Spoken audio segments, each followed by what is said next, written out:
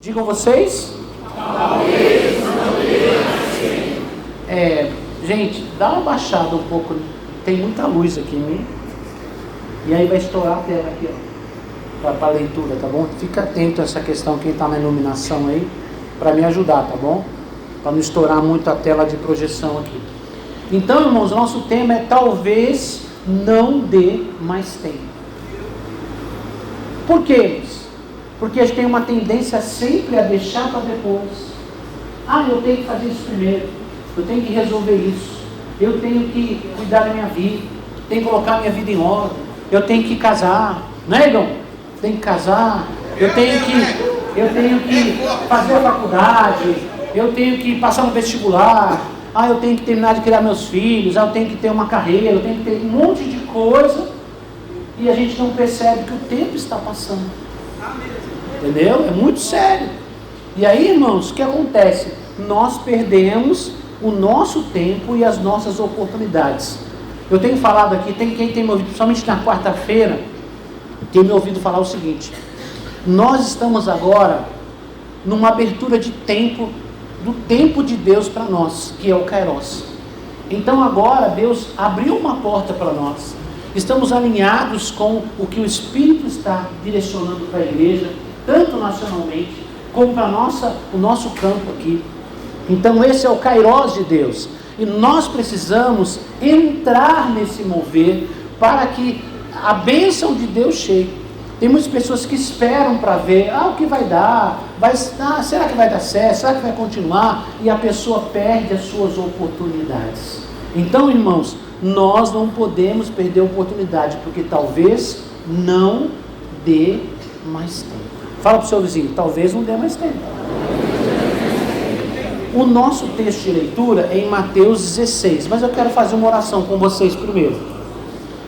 Pai, em nome de Jesus, nós estamos na Tua presença nesta manhã, com alegria na Tua casa, para esse dia tão especial que é a Santa Ceia. E nós lhe pedimos, ó Deus, que o Teu Espírito Santo nos dirija, que o Teu Espírito Santo nos abençoe através da Tua palavra.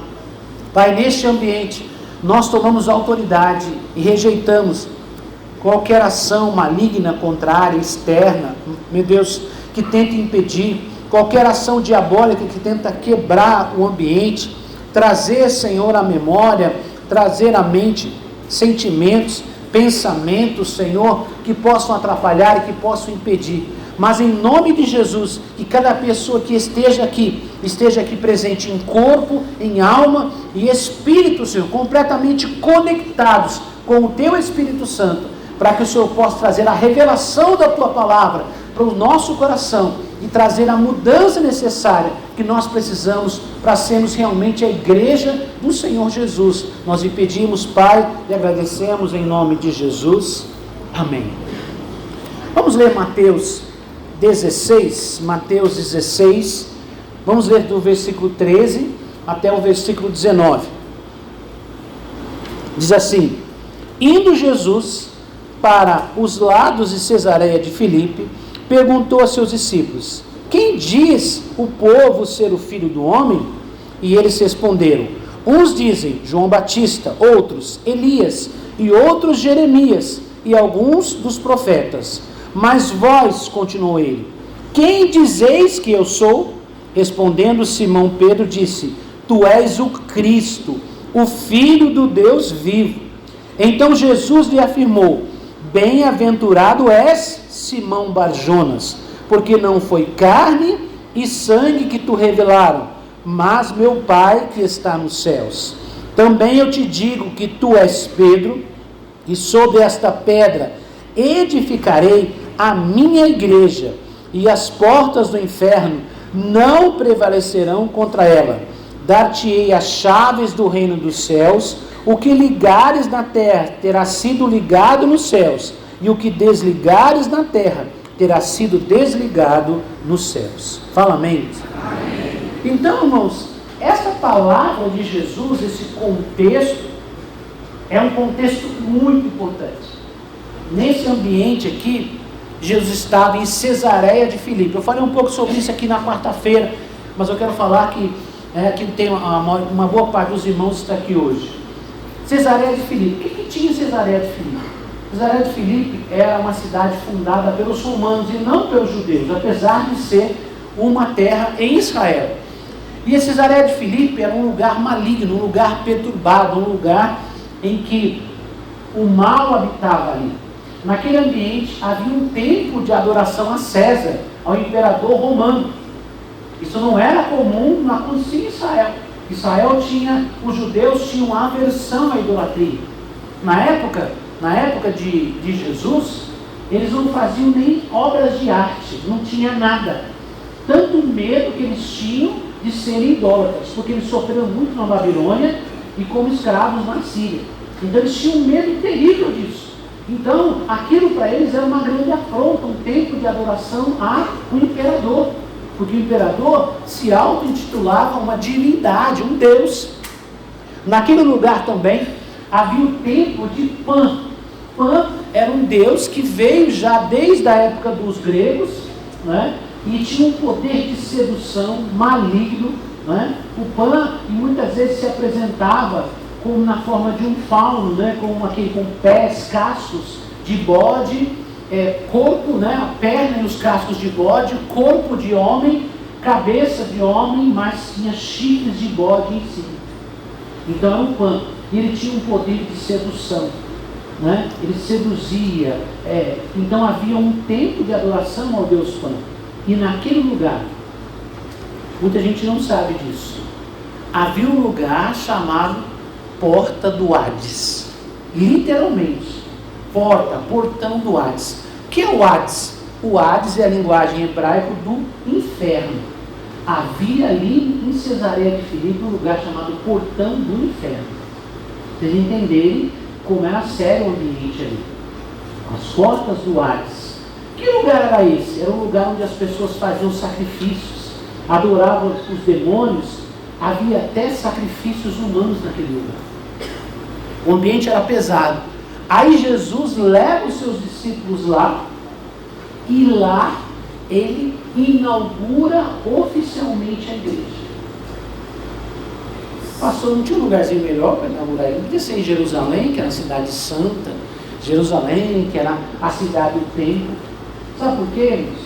Porque a igreja tem uma função não de manter uma religião em que as pessoas se escondem, em que as pessoas se abrigam ali como só uma questão de proteção. Lógico, o ambiente cristão, o ambiente da igreja é um ambiente de proteção? Sim. Mas não é um ambiente de esconder. Ser protegido é uma coisa, estar escondido é outra.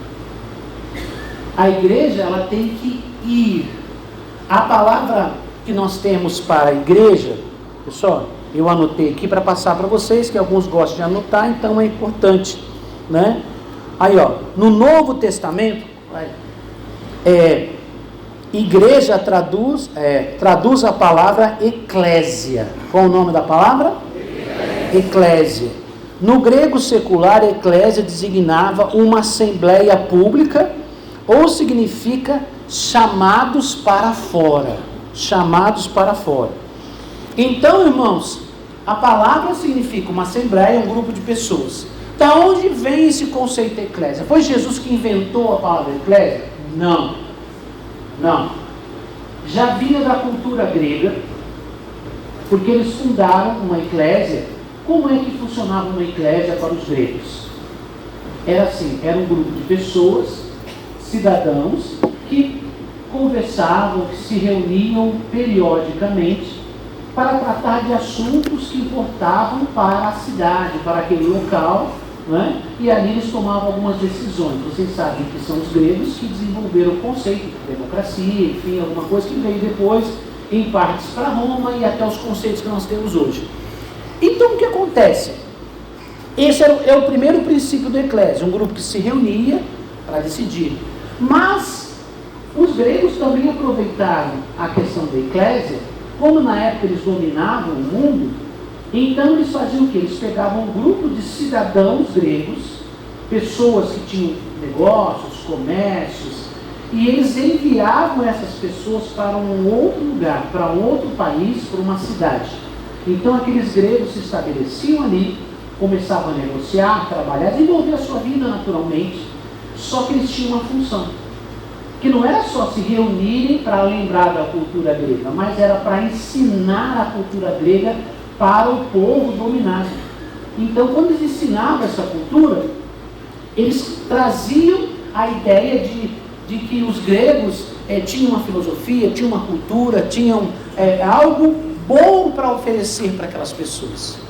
Apesar de serem dominados por eles, eles tinham a ideia de estabelecer a cultura, de manter a cultura mesmo fora do território grego. Isso foi tão poderoso, isso foi tão forte, que a língua e a cultura grega se espalharam pelo mundo. Depois de um tempo, os romanos vieram com muita força e conquistaram o mundo, inclusive tiraram os gregos de cena. Mas eles foram obrigados a absorver a cultura grega, a língua. No tempo de Jesus, quem mandava no mundo era Roma. Mas qual era a língua falada no mundo? Era o grego. Qual era a base da religião? Grega. Qual era a base da política, da organização de cidade, da estrutura? Era grega. Por quê? Porque os gregos tiveram sabedoria para implantar as suas eclésias em todos os lugares do mundo. Não dava para mudar mais uma cultura que eles tinham estabelecido. Eles foram tão poderosos que até hoje a gente estuda a cultura grega. Ela está impregnada em muitas coisas. Em muitas coisas que nós fazemos tem o conceito e a cultura grega. Por que eu estou falando isso? Pastor, você veio falar da aula de história ou você veio pregar a palavra? Para você entender o que Jesus dizia. Jesus disse assim, olha, vocês serão a minha eclésia, a minha igreja. Não a eclésia como era dos gregos, e que possivelmente os próprios romanos adaptaram para tentar fazer parecido. Não, Jesus falou assim, a minha eclésia. O que ele queria dizer? Que vocês serão enviados por todos os lugares, e aonde vocês chegarem, não importa a sua profissão, o seu trabalho, você vai trabalhar na agricultura, você vai trabalhar no comércio, você vai negociar, não importa onde você chega. Ali naquele lugar, você vai transmitir a fé e a esperança, vai transmitir a salvação aonde você estiver. Você estará inserido na sociedade para causar impacto e para fazer a diferença. Era esse o conceito que Jesus transmitiu aqui, de eclésia. Vocês são a minha igreja. E ele fez uma afirmação poderosa. Volta no texto bíblico para mim. No texto bíblico, ele diz assim, quando ele fala da igreja, no 18, ele diz assim, também eu te digo que tu és Pedro, e sobre esta pedra edificarei a minha igreja. Qual é a pedra? A pedra não é Pedro. A pedra é a verdade que Jesus é o Cristo, tá? Tem gente que acha que a pedra é Pedro. Não, Pedro era o líder da igreja, posteriormente seria, mas não era a pedra. A pedra é Jesus, porque o próprio Pedro escreve na carta de Pedro assim, Jesus é a pedra de esquina, tá? Então diz assim, e as portas do inferno não prevalecerão contra ela. Diz assim, e as portas, leem vocês. E as portas do inferno não prevalecerão contra ela. Mais uma vez. E as portas do inferno não prevalecerão contra ela. Mais uma vez. E as portas do inferno não prevalecerão contra ela. Este é o ponto-chave. Há uma inversão na leitura do texto que dá a entender o seguinte. Tem muita gente que pensa isso. Olha, eu estou aqui na igreja, e na igreja eu estou protegido. E aí, o inimigo vai vir contra mim. E aí, a gente vai resistir ao inimigo. Não é isso que o texto está dizendo. O texto está dizendo o seguinte, que as portas do inferno não prevalecem contra a igreja. Quer dizer, é a igreja que vai chutar a porta do inferno. É a igreja que vai lá contra o inferno. E Jesus está afirmando que sobre esta minha igreja, que tem essa missão de ir lá buscar o pecador, de acompanhar alguém, de abençoar alguém, de libertar alguém, alguém que tem amor no coração de verdade, que se importa com alguém da sua família, amigo, conhecido, alguém que Deus coloca no seu caminho, para essa pessoa não ir para o inferno. Então ele vai lá e vai chutar a porta do inferno, vai arrombar a porta do inferno e vai resgatar aquela vida de lá. É isso que Jesus está dizendo. Muitas vezes nós temos um conceito de que a gente fica escondido com medo do mundo, aí o mundo, não, irmãos, é o mundo que tem que ter medo de nós. Porque a igreja tem a chave. Essa igreja, que Jesus falou, a minha igreja, ela tem a chave. Quando ela é igreja de verdade, ela passa a ter chave. Chave para ligar e desligar nos céus. Olha esse poder que Jesus dá para a igreja. Pastor, mas por que muitas vezes parece que a gente não vê isso? Porque nós não estamos agindo como igreja.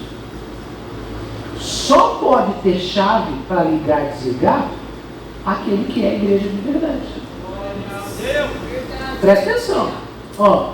Também te digo que tu és Pedro, sobre essa pedra edificarei a minha igreja, e as portas do inferno não prevalecerão contra ela. Contra quem? Contra a minha igreja. Tá? Dar-te-ei. Ele está dizendo que vai dar para quem? Para a igreja. As chaves do reino dos céus. O que ligares na terra terá sido ligado nos céus. E o que desligares na terra terá sido desligado nos céus. Então você percebe que a chave pertence à igreja. Mas qual igreja? A igreja que avança contra as portas do inferno. A igreja que está cumprindo a missão. Porque poder sobrenatural não é brincadeira.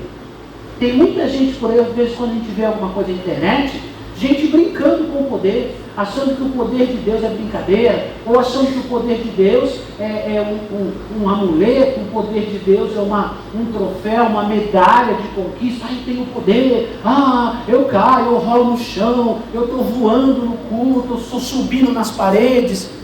Irmãos, poder não serve nada se não for para abençoar a vida dos outros.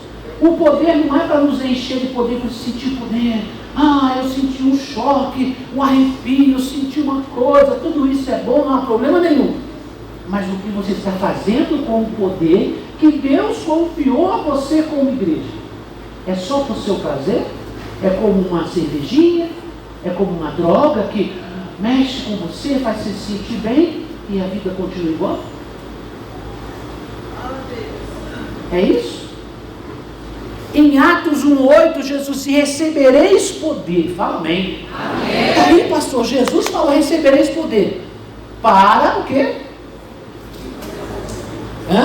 E recebereis poder ao descer sobre vós o Espírito Santo, e sereis minhas testemunhas. O poder não é poder por poder.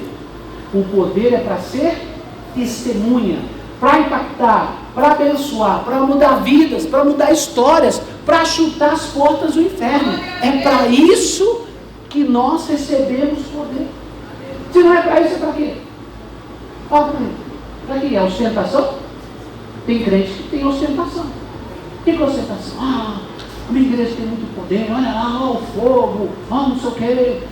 E eu pergunto, está fazendo o que com isso? Porque o que você recebe, você tem que prestar conta. Eu quero mais poder, mais unção, mais fogo. Vai prestar conta. Pastor, então não vou pedir mais. Não, irmãos, omissão também é pecado. Vai prestar conta disso. Então o que eu tenho que fazer, pastor? Receber o poder que Deus tem para você e ser esta igreja, ser esta eclésia, que não fica somente abrigada dentro de um culto, mas que vai além, que alcança vidas, que abençoa pessoas. Pastor, eu não sou pregador. Você não precisa ser pregador. Jesus falou que ele precisava de testemunhas. Testemunhas. Quem já recebeu alguma bênção de Deus? Um milagre, uma cura, uma libertação. Muito bem. Fazer outra pergunta. Quem já viu alguém ser abençoado? Então você serve para ser testemunha. Para ser testemunha, ou você participou, ou você pelo menos presenciou, não é isso? Não é isso, doutor? Alguém está chamado para ser testemunha, não é isso? Ou você participou, ou você presenciou. Então todos nós já somos testemunhas. De quem? De Jesus. Está faltando o quê? A gente pegar esse poder, esta unção, esta alegria, esse ambiente de glória que é muito bom. Não é que a gente não deva ter mais unção, mais fogo, mais poder, isso é ótimo. Não somos contra isso. Mas não é para fazer acúmulo de poder. O poder vem para você Abençoar, abençoar, compartilhar a bênção de Deus com quem precisa. Fala, amém, irmãos? Eu quero passar para vocês agora um vídeo que muitos de vocês já viram. É bem conhecido, já tem muitos anos, mas eu estava preparando esse material e veio ao meu coração e eu quero colocar esse vídeo para vocês. Prepara o vídeo para mim aí, por favor. Tá aí? Vai lá. Olha o som, tá com som, né? Quem tá lá? Cadê o pessoal da mesa? Vamos lá, com calma, vamos lá, vai chegar lá, né? Olha lá, cadê o som? Pode voltar. Vamos lá.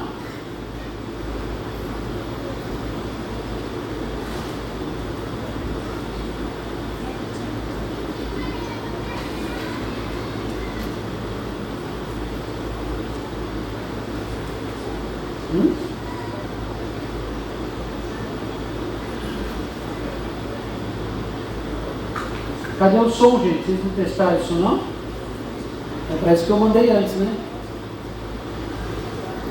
Cadê o som disso? Se não tiver som, não adianta, gente. Meu Deus. Esquece. Deixa lá. Prepara e arruma isso aí pro final. Vamos continuar, porque a gente vai falar aqui, senão vai ficar até amanhã aqui. Em nome de Jesus, vamos continuar onde nós estamos. Depois eu mostro o vídeo. Tá? Para quem não lembra, é o vídeo da Andressa, aquela menina, né? Aquela menina que evangelizava, lembra dela? E essa frase, que talvez não dê mais tempo, foi ela que falou. Depois a gente vai repassar o vídeo aí para vocês, eles vão se organizar lá e vão conseguir colocar som nisso. Tá bom? Nem que seja com um microfone lá perto do computador, eles põem lá. Tá bom? Irmãos, qual é a nossa realidade? O que nós estamos fazendo neste momento? Nós somos desafiados este ano para evangelizar, levar a mensagem.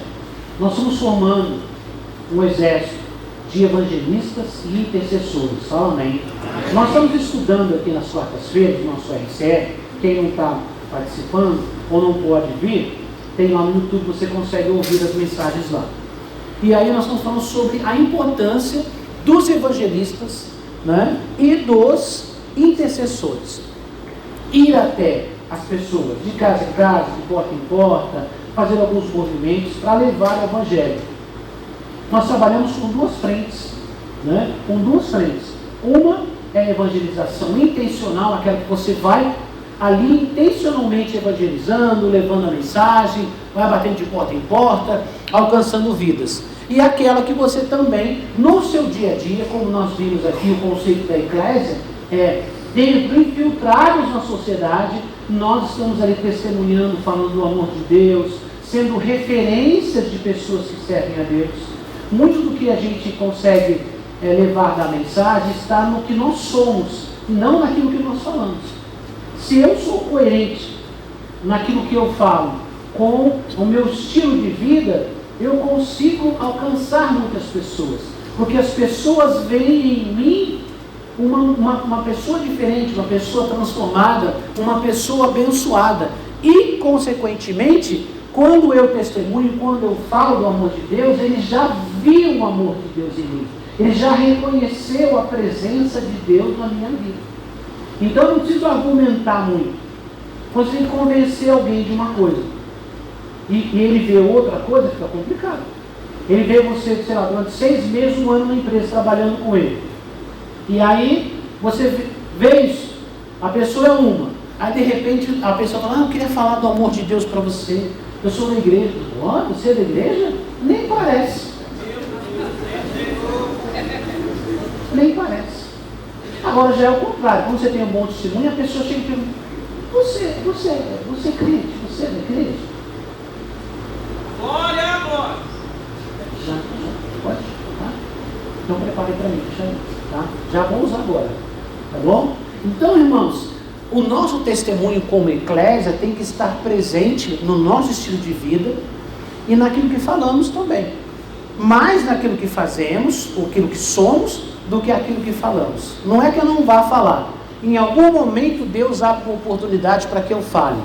Mas a maneira como eu vivo vai ter um impacto muito grande sobre a vida das pessoas que estão à minha volta. Fala amém? Amém. Conseguiram arrumar para mim lá? Então solta o vídeo para mim, por favor. Vamos lá.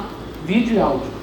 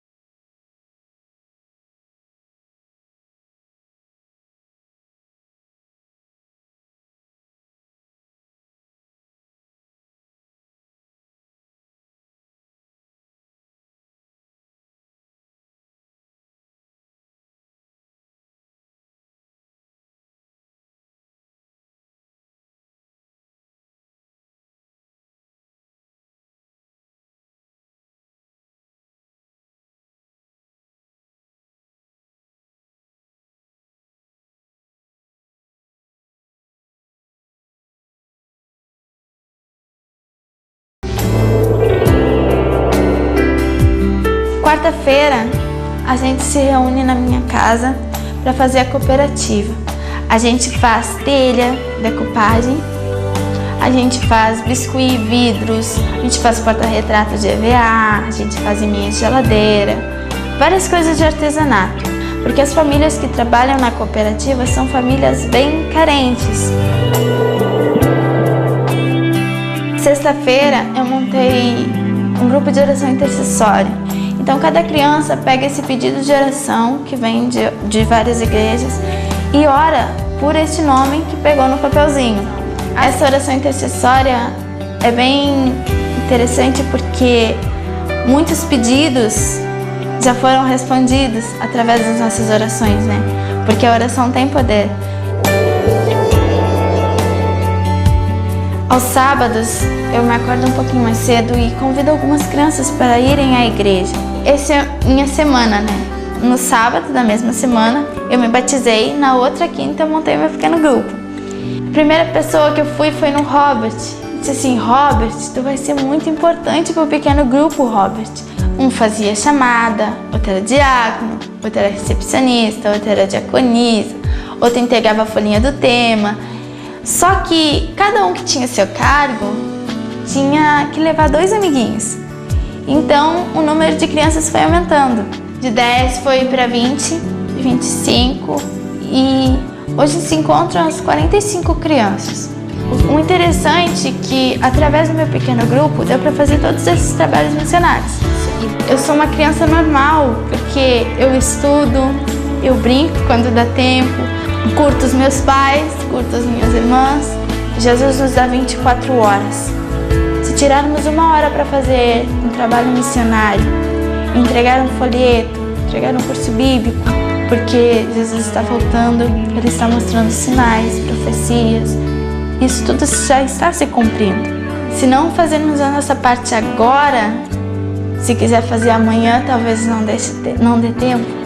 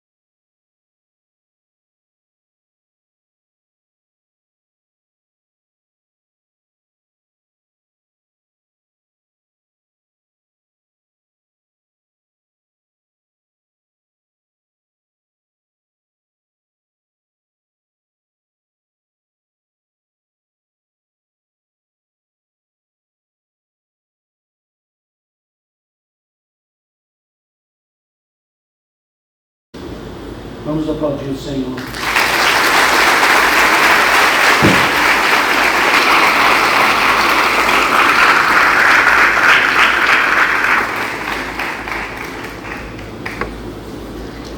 Toda vez que eu vejo esse vídeo eu fico muito emocionado. Eu já vi, sei lá, 20, 30 vezes. Eu me emociono todas as vezes. A graça dessa menina, ela tem uma graça. Você vê ela falando no olhar dela, o amor, o carinho. Uma menina nova, que acabou de fazer 14 anos. E ela deixou uma mensagem muito poderosa, né? Se não fizermos nossa parte agora, se quisermos fazer amanhã, talvez não dê mais tempo. E essa é a verdade, irmãos. Ela não sabia, era uma serva de Deus, mas era o tempo dela. E ela cumpriu o papel dela. Você vê quantas coisas ela fazia. E era uma criança, né? Eu sou criança. Não é uma mocinha, né? Adolescente. Levou mais de 100 pessoas ao batismo. Quantas pessoas ela ajudou?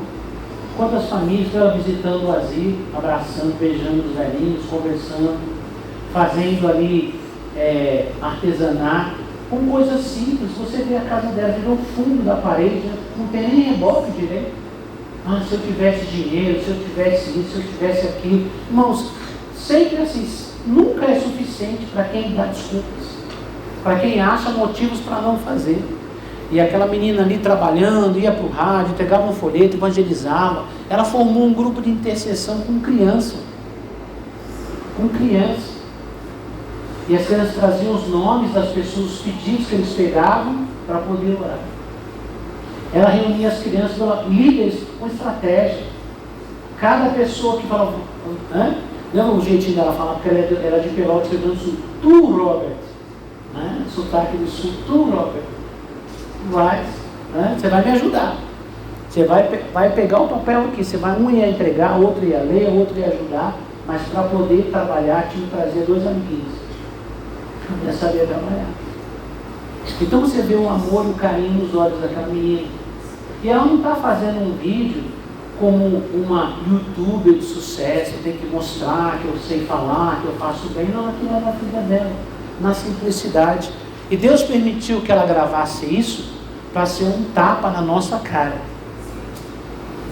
Para a gente entender que a gente pode fazer muito mais.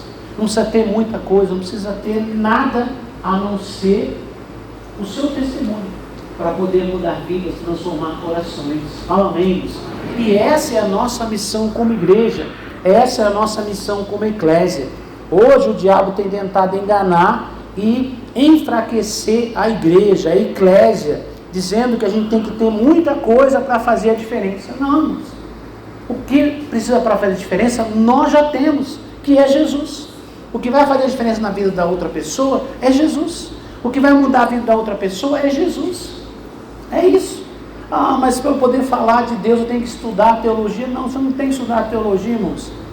Quem pode estudar, estude. Quem pode ler, leia, se prepare. Não há problema nenhum nisso, irmãos. Eu sou da área de ensino, eu amo o ensino. Mas, irmãos, nós não podemos misturar as coisas. Porque, senão, o ministério seria para poucos. E o ministério é para todos. Cada um segundo o seu chamado, cada um segundo a sua vocação. E nós estamos aqui, irmãos, neste momento, preparando, além do trabalho natural de evangelizar e compartilhar como eclésia dentro do nosso ambiente, nós também estamos preparando 2 equipes para trabalharem juntas, evangelistas e intercessores, né? Porque tem que ter oração, né? Não existe trabalho na igreja que não seja baseado e fundamentado em oração. A intercessão é essencial. Já vai fazer uma unção nos evangelistas e nos obreiros, nos evangelistas e nos intercessores, tá? Mas eu quero só mais um momento, rapidamente, compartilhar com você uma coisa que nós aprendemos aqui, num seminário que nós fizemos de evangelismo aqui. Foi no primeiro ano que eu estava aqui. Pastor Fabiano Pires, né, um pastor amigo, trouxe essa palavra para nós.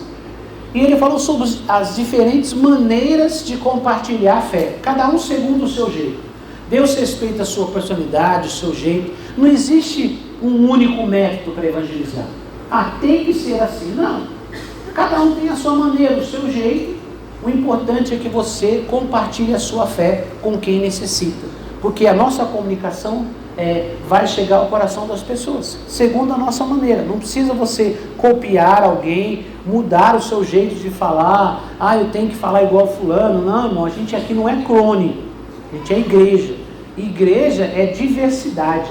Paulo fala sobre as diferenças das pessoas dentro da igreja. E isso é saudável. Não é que todo mundo tem que vestir igual, falar igual, gesticular igual, ter o mesmo sotaque. Não tem necessidade disso. Tá? Cada um segundo a sua maneira, mas todos nós cumprindo a nossa missão. Fala amém. Amém. Então, irmãos, eu preparei aqui. Cada um pode evangelizar com o seu estilo de personalidade. Põe para mim aqui, um pouquinho para frente. Aí. Com o seu estilo de personalidade. E nós aprendemos nesse seminário sobre 6 estilos diferentes de personalidades que podem testemunhar do amor de Cristo. Então nós temos o primeiro, o método de confrontação de Pedro.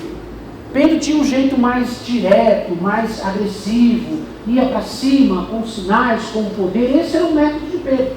O jeito de Pedro estava impregnado na sua mensagem. Um dos maiores pregadores do mundo, da história, ele fala, que a pregação é o quê? É a palavra de Deus mais a personalidade do pregador. Então cada um tem a sua personalidade junto com a palavra. Então Pedro tinha um jeito, aquele jeito mais atirado, mais sanguíneo de Pedro, mas ele evangelizava assim. Ele falava assim, ele era direto, ele já ia para cima, era o jeito. Funciona para todo mundo? Não, mas para muita gente funciona. Porque tem alguém precisando ser confrontado. Tem ou não tem? Tem gente que quando ele é confrontado, ele muda. Agora tem gente que quando ele é confrontado, ele recua.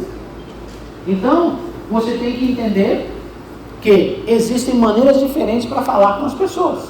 Cada um a sua maneira, e as pessoas recebem de formas diferentes também. Então, o método de Pedro é o método de confrontação. O método de Paulo era o método intelectual. Paulo argumentava, Paulo conversava, Paulo explicava o porquê das coisas. A gente vê isso no texto de Atos 17, quando Paulo vai pregar em Atenas. Ele vai lá no Areópago, que era o lugar das filosofias, das novidades, dos debates, e ele entra lá e ele ganha muitas vidas para Jesus, porque ele soube como falar, como argumentar. Não chegou lá como Pedro gritando, seus pecadores, seus gregos idólatras. Esse era o jeito de Pedro. Funciona para alguns? Funciona, mas para os gregos não funcionava. Por quê? Porque os gregos valorizavam o argumento, o porquê das coisas. Então Paulo chegou lá com um outro tipo de conversa, para poder atingir essas pessoas.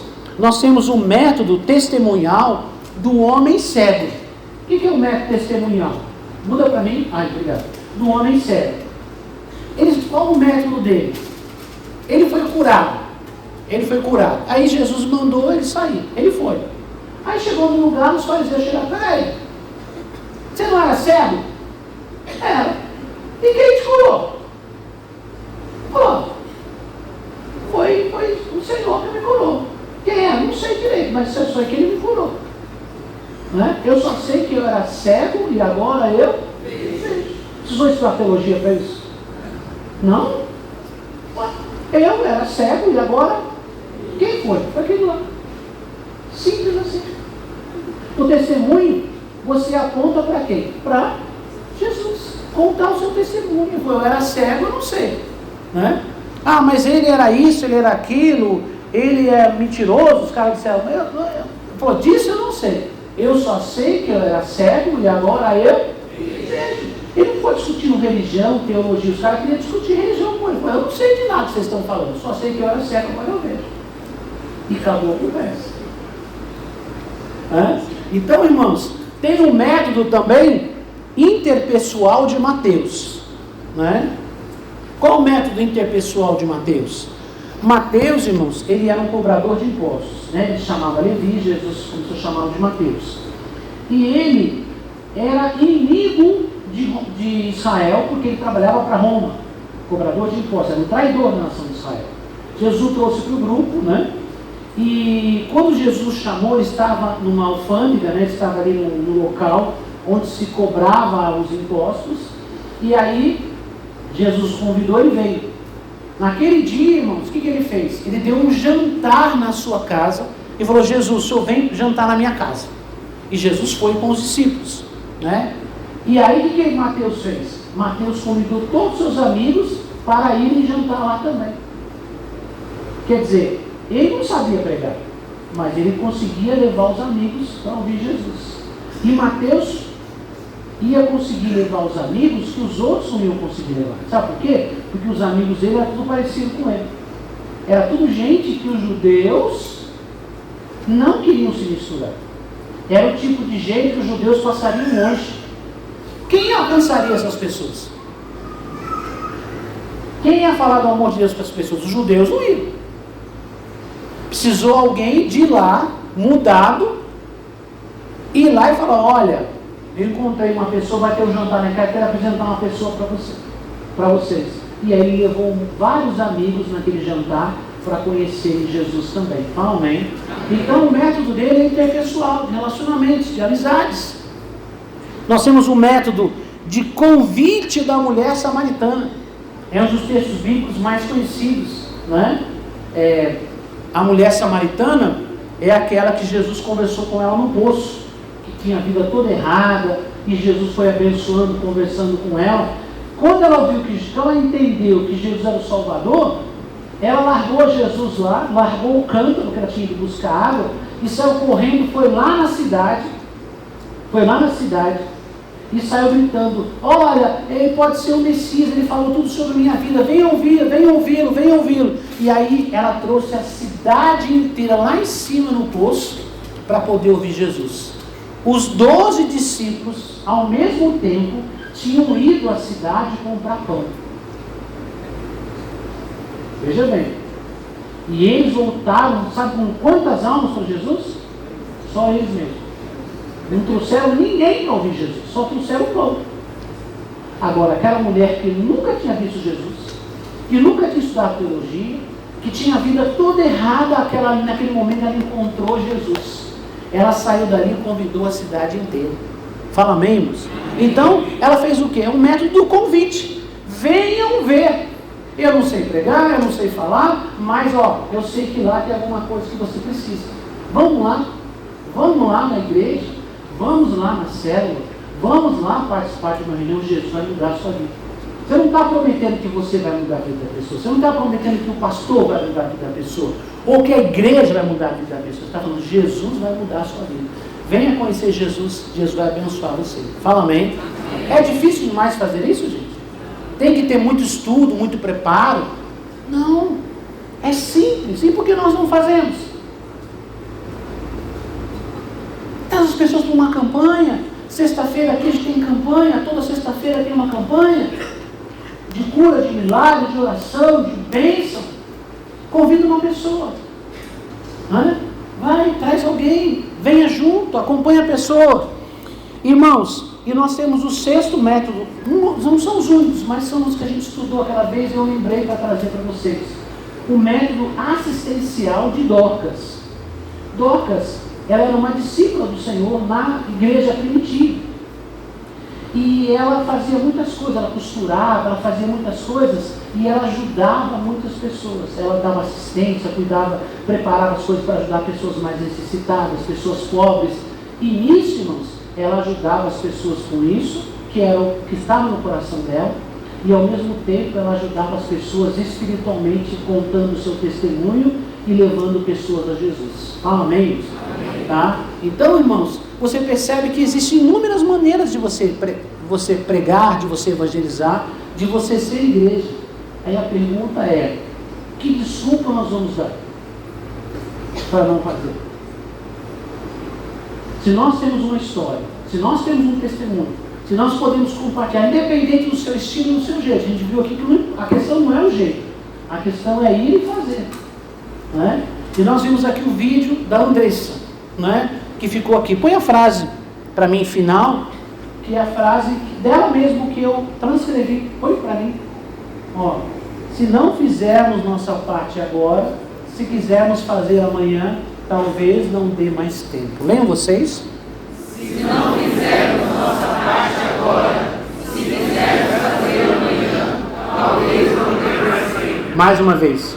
Se não fizermos nossa parte agora, se quisermos fazer amanhã, talvez não dê mais tempo. Vamos ficar em pé e vamos orar em nome de Jesus. Daqui a pouco nós iremos orar as equipes, orar e ungir as equipes da evangelização, da intercessão. Eu estou com os nomes aqui que me entregaram, os líderes, que alguns irmãos entregaram diretamente para mim, outros os líderes entregaram, pastores entregaram, estão aqui comigo. Eu trouxe para cá. Em nome de Jesus. Nós vamos fazer já uma unção.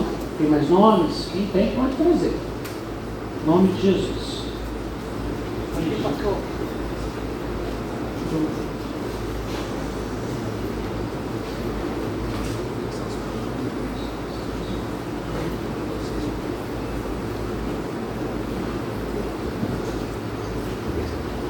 Isso aqui não é pedido de oração não, viu gente? Para pedido de oração a gente traz, coloca ali, né? Isso aqui é das equipes que vão trabalhar ou na intercessão, ou na evangelização, ou nos dois, tá bom? Depois vai formar um grupo para comunicar com vocês, tá bom? Abençoe.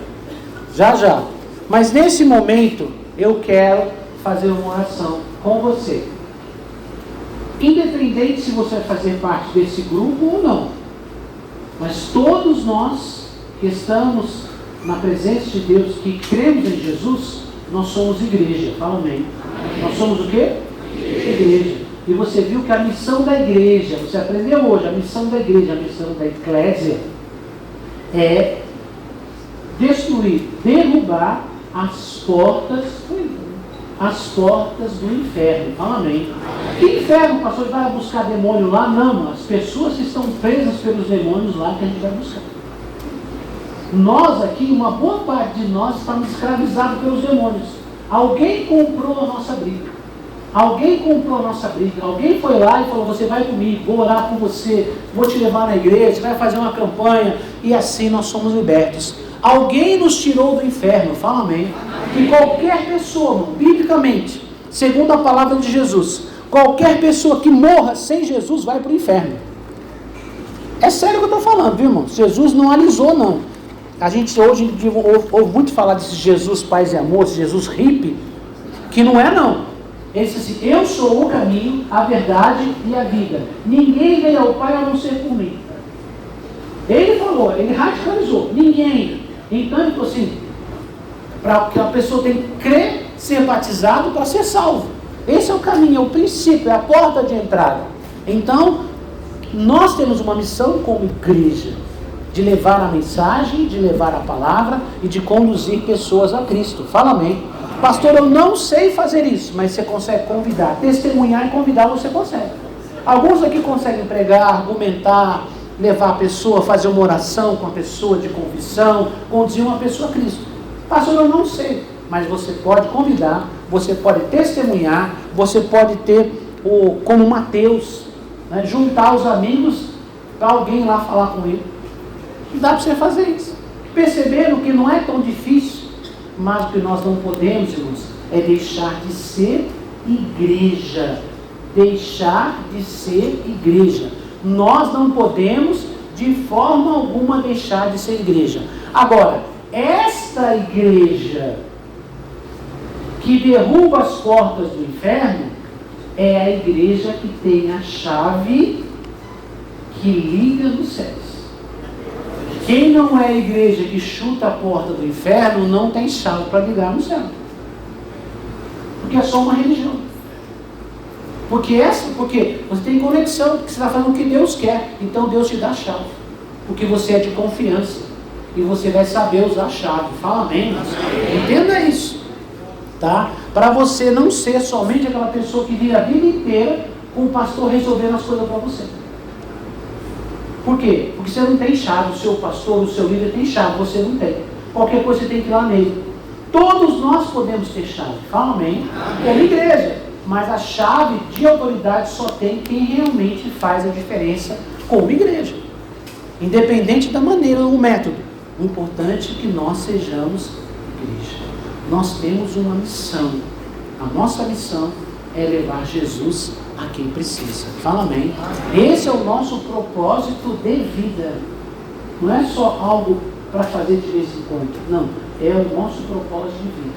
Vamos orar. Curva a sua cabeça. Converse com o Senhor agora. Peça perdão se você está falhando, se você está deixando de fazer. Se você nunca fez porque não sabia, diga: Senhor, me abençoe, eu quero começar a testemunhar da fé, do amor. Eu quero ser uma bênção no meu trabalho, na escola, na faculdade, entre os meus amigos, no meio dos meus familiares. Senhor, nós queremos fazer a diferença. Começa a falar com o Senhor agora. Pai, em nome de Jesus, nos colocamos em Tua presença, Senhor, nesta manhã.